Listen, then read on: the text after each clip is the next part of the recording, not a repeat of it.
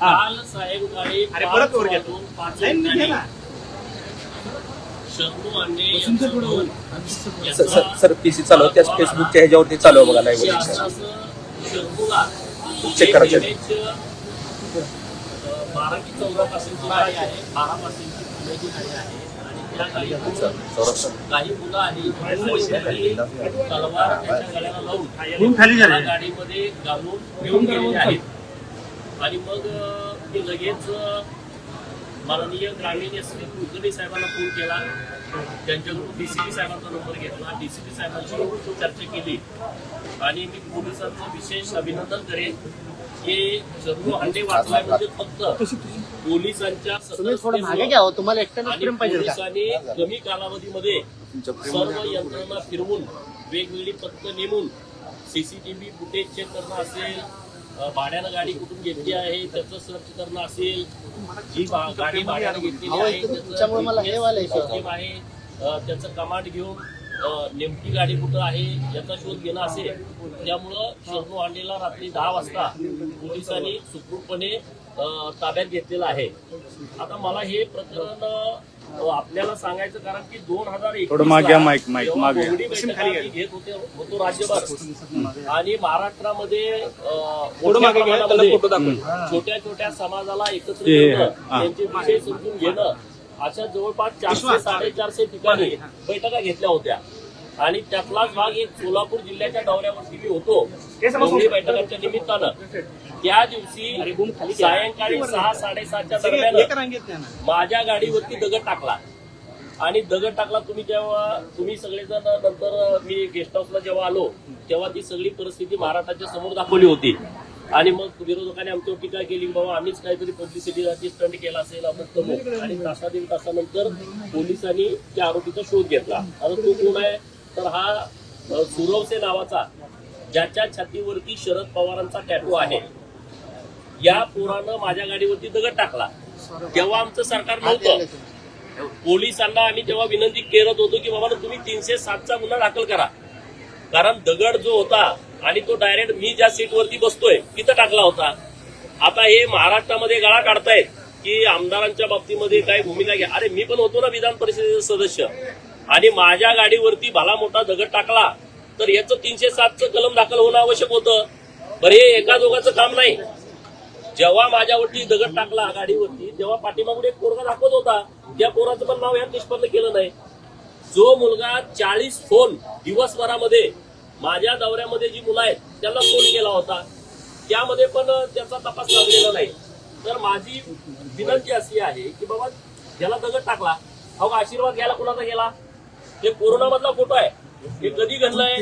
माझ्या गाडीवरती दगड टाक. आता मास्क काय म्हणल्यानंतर तुमच्या लक्षात येत आहे 2021ला कोरोनाची परिस्थिती होती आणि तेव्हा हा यांचा आशीर्वाद घ्यायला गेला. यांनी कौतुक केलं.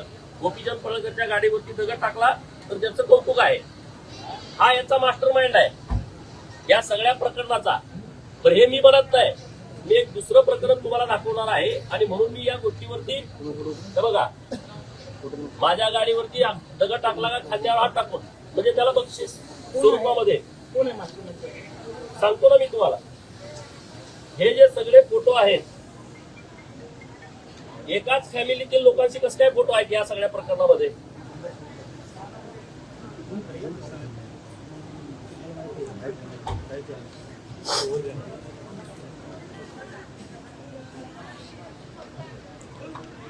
आता मी फोटो दुसरा दाखवतोय तुम्हाला.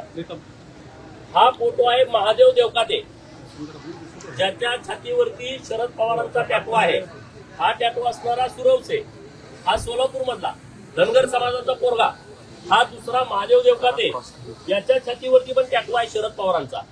आणि यानं माझी भेट घेतली हे प्रकरण झाल्याच्या नंतर की बाबांनो रोहित पवारांनी आमची बैठक घेतली होती. गोपीचंद पडळकरच्या गाडीवरती दगडफेक करा किंवा त्याला टार्गेट करा म्हणून. ते मी म्हणत नाही. ज्याच्या आणि त्यांचे फोटो सगळे आहेत बघा. त्यांच्या फॅमिलीतल्या सगळ्या लोकांची त्यांचे फोटो आहेत हे बघा. महादेव देवकाते काय म्हणतोय की गोपीचंद पडळकरच्या गाडीवरती दगड टाकण्यापूर्वी रोहित पवारांनी आमची बैठक घेतली होती आणि दगड टाकायला सांगितलं होतं. सोलापूरच्या सिटी साहेबांना माझी विनंती आहे की 2021ला जे प्रकरण घडलं त्यामध्ये महादेव देवकातेचं स्टेटमेंट घ्या ना, की ते म्हणतात की मला यांनी आमची बैठक अगोदर घेतली होती. आता तिथं या सगळ्या प्रकरणाची सुरुवात झाल्याच्या नंतर ते दिवसेंदिवस प्रकरण वाढत गेलंय. आता बघा, यवतमध्ये छत्रपती शिवाजी महाराजांच्या मूर्तीची विटंबना झाली, याच्यावरती हे कुटुंब काय बोलायला तयार नाही, त्याच्यावरती ते प्रशब्द बोलत नाहीत. मी स्वतः त्या यवतमध्ये जाऊन छत्रपती शिवाजी महाराजांच्या मूर्तीची विटंबना केलेल्या घटनेचा निषेध करून सर्व हिंदुत्ववादी कार्यकर्ते जे एकत्रित झाले होते, ज्यांची संख्या 20-25 हजाराच्या वर होती, आणि त्यामुळे हे सगळी लोक वितरलेली आहेत. पश्चिम महाराष्ट्रामध्ये हिंदुत्ववादी कार्यकर्ता एकजूट होतोय, एकत्रित होतोय. तर जी लोक पुढे काम करतायत त्यांना डिस्टर्ब करा, त्यांच्या जवळच्या कार्यकर्त्यांना मारझोड करा, त्यांना मारून टाकायचा प्लॅन करा. आता मी शरणूला भेटलो, तुम्ही सगळे होता. शरणू काय म्हणतोय की गाडीमध्ये मला यांनी मधल्या सीटच्या मध्ये टाकलं, उडवलं, गेल्या पहिला मांडीवरती वार केला. मांडीवरती त्याचे जखम आहे, त्यांना आता डॉक्टर साहेबांनी टाके वगैरे टाकलेले आहेत. मी आता डॉक्टर साहेबांना पण भेटेल. आणि त्याला पूर्ण मारून टाकायचा प्लॅन केलाय. त्यांच्याकडे जे काही साहित्य सापडलंय ते म्हणजे अमानुषपणे त्याची हत्या करायची, त्याचे व्हिडिओ करायचे, अशा पद्धतीची माहिती मला आता मिळते. याच्याबद्दल अधिकृत पोलीस याबद्दल बोलतील. परंतु माननीय सीपी साहेबांना माझी विनंती आहे की या प्रकरणामध्ये जे आरोपी आहेत त्याचं मूळ शोधा. शरणू म्हणतोय की गाडीतून एक व्हिडिओ कॉल लावला होता, तो कुणाला लावला, पुढून कोण बोलत होतं, कुठल्या फोनवरून व्हिडिओ कॉल झाला, व्हिडिओ कॉलवरती याला माफी मागायला सांगितली असं त्याचं म्हणणं आहे. तर याचा सगळा सखोल अभ्यास करा. ही मुलं इतकं मोठं धाडस करतील असं मला वाटत नाही. कुणीतरी याला पाठीमाग असल्याशिवाय, बॅकबोन असल्याशिवाय हे प्रकरण इतक्या टोकाला जाऊ शकत नाही. माननीय सीपी साहेब, डीसीपी साहेब आणि ग्रामीणचे एसपी यांचं मी विशेष अभिनंदन करेन. शरणू हांडे वाचलाय हा फक्त पोलिसांच्या मुळे, त्यांच्या सतर्कतेमुळं. तास, 2 तास, 3 तास जर उशीर झाला असता तर काहीतरी नक्की घातपात झाला असता. आणि त्यामुळे माझी त्यांच्याकडे ही मागणी आहे, 2021ला जे प्रकरण माझ्या गाडीवरती दगडफेक झालं त्याची फेर चौकशी केली पाहिजे. त्या प्रकरणामध्ये नेमकं कोण कोण होतं त्यांना सगळ्यांना अरेस्ट केलं पाहिजे. त्यांचा मूळ कोण आहे, महादेव देवकातेचं स्टेटमेंट घेऊन त्यांची जर बैठक झाली असेल तर रोहित पवारांना त्या प्रकरणामध्ये आरोपी केला पाहिजे. आणि नंतर या सगळ्या प्रक्रियेमध्ये 307चं कलम लावलं पाहिजे. एक मोठा दगड तुम्ही डायरेक्ट गाडीवरती टाकता, 307चं कलम लागलं पाहिजे. तेव्हा त्या सरकारांचं नसल्यामुळे लागलेलं नाही. ही माझी पहिली मागणी आहे. दुसरी मागणी, कालचं जे प्रकरण झालेलं आहे या प्रकरणाच्या मुळापर्यंत जाऊन आता सांगितलं की 3 मुलं तिथं उतरली. ती मुलं कोण होती, त्याला कुणी पाठवलं, यांची तर पोच नाही. पुण्यातली मुलं यांच्या कशी काय कनेक्टमध्ये येऊ शकतात, पुण्यातनं गाडी भाड्यानं कशी काय मिळू शकते, हे सगळं पूर्णपणे प्लॅनिंग करून केलेलं हे सगळं प्रकरण आहे. आणि त्यामुळं त्याचं पूर्ण व्यवस्थितपणे शोध घेऊन ती मुलं म्हणत याला मारायचं नाही असं शरणूचं म्हणणं आहे. त्यांच्यामध्ये वाद तयार झाला की हे म्हणायचे मारून टाकायचंय, दुसरे म्हणले की मारून टाकायचं नाही. आणि त्यामुळं याचा पूर्ण प्रकरणाचा शोध घेऊन या आरोपींच्या वरती मकोका खाली कारवाई करता येते का याचा विचार पोलिसांनी करावा. रोहित पवारांच्या बाबत मी नाही बोलत, परंतु महादेव देवकाते बोलतोय की ज्याच्या छातीवरती शरद पवारांचा टॅटू आहे. शरणू आता काय बोलला की बाबा कुणाला तरी व्हिडिओ कॉल केला, तिला तर नावच घेतलं. जर या सगळ्या प्रक्रियेमध्ये त्याचं नाव घेतलं असेल आणि रोहित पवारांना वाटत असेल की कार्यकर्त्यांना मारावं, मी त्यांना आव्हान हे करतो, तुम्ही खालच्या कार्यकर्त्यांना कशाला भांडणं लावताय? आमच्याच कार्यकर्त्यांना पुढे करून तुम्ही भांडणं लावू नका. तुमच्या किंमत आहे, तुम्ही समोर या ना. तुम्हाला मला जर मारायचं असेल मला सांगा, बारामतीत कधी येऊ, त्यांनी तारीख सांगावी, त्यांनी वेळ सांगावी, त्यांनी ठिकाण सांगावं, मी तिथं येतो ना. तुम्ही खालच्या कार्यकर्त्यामध्ये वातावरण दूषित करणं, खालच्या कार्यकर्त्यामध्ये मारामारी करण्यासाठी लोकांना प्रवृत्त करणं, हे जुने उद्योग नव्यानं त्यांनी पुढच्या पिढीमध्ये करू नयेत असं माझं त्यांना सांगणं आहे. आणि तुमच्यामध्ये ती हिंमत नाही समोर येऊन लढायची, हे अख्ख्या महाराष्ट्राला माहित आहे. कुणाला तर पुढं करणं, प्रशासनाला पुढं करणं, वेगवेगळ्या खोट्या केसेस घालणं, यात तुम्ही सगळे माहीर आहात. परंतु जर तुम्हाला असं काही करायचं असेल तर नक्की तुम्ही मला सांगाल, मी तिकडे येतो.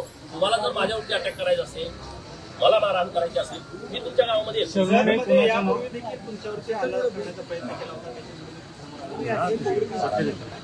हे सगळे नाही कार्यकर्त्यांना ते असं सातत्यानं डिवचण्याचा प्रयत्न करतायत. परंतु आम्ही सगळे कायद्यावरती विश्वास ठेवणारी लोक आहोत. पोलिसांच्या वरती आमचा विश्वास आहे. राज्याचे मुख्यमंत्री महोदय यांच्या कानावरती ही घटना सविस्तरपणे घातलेली आहे आणि नक्की या सगळ्या विषयाच्या खोलापर्यंत पोलीस जातील आणि ज्या लोकांनी हे कृत्य केलंय त्या लोकांना पूर्णपणे उघडं करतील. आता आमच्या कार्यकर्त्यांना ह्याच आमच्या सूचना आहेत की हे पूर्णपणे बिथरलेली लोक आहेत आणि ही बिथरलेली लोक कार्यकर्त्यांना टार्गेट करतायत. आपण सगळ्यांनी सावधपणे आपण सगळ्यांनी राहावं हेच आपल्या मतात. तुम्ही कुणाकुणाला संरक्षण देणार? कार्यकर्त्यांची संख्या हजारोच्या पटीत आहे, तर तुम्ही पोलीस एवढ्या लोकांना संरक्षण कसं देणार? परंतु आमच्या कार्यकर्त्यांना विनंती आहे की आपण सगळी काळजीपूर्वक काम करणे आवश्यक आहे. या प्रकरणात असं म्हणणं आहे की यामध्ये कोणालाही बोलण्याचा प्रकार होऊ नये हे सत्य आहे. मुळात कायद्यापुढे हातात गेले याचं आम्ही समर्थन करतो. मात्र अरे माझ्या गाडीवरती दगड टाकल्यानंतर तुम्ही सत्कार केला, हे कुठल्या कायद्याचं समर्थन होतं? कुठला कायदा तुम्ही मानत होता?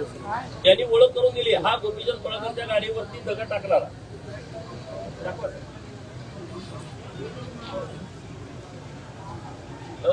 रोहित पवारचा वाघ आहे मध्ये.